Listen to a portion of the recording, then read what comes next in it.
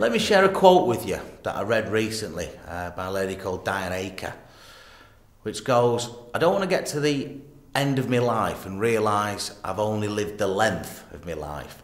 I want to know that I've lived the width as well."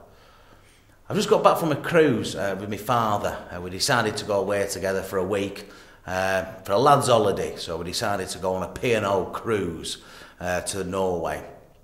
And I had the pleasure of sitting next to a gentleman during lunch who was 88 years old. And as soon as he told me how old he was, my initial reaction was, "That's fantastic.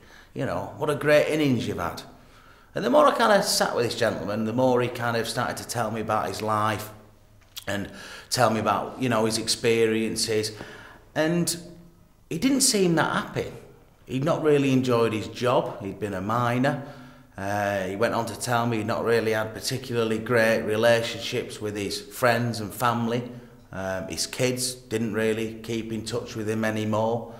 And I spent about 2 hours with him, and I can't remember him saying anything that he kind of seemed to have enjoyed or felt passionate about in his life, which kind of made me feel a little bit sad.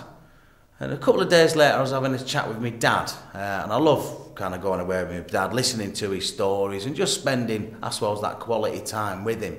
And he was telling me about a guy he used to work with called Dave, who was killed when he was 40 in an accident, which my initial reaction was, that's terrible, that's a you know, a tragedy.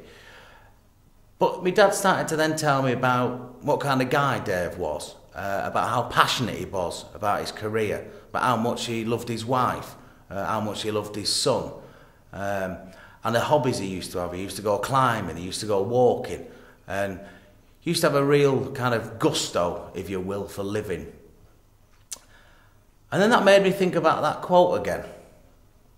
Do I want to have lived the length of my life, or do I want to have lived the width as well?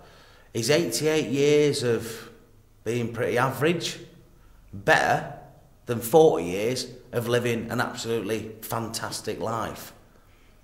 I don't know. I don't know whether that's a question I can answer, but I think what we do need to do, and I think ultimately what the Art of Brilliance is about, is making the best we can of each and every moment of our lives.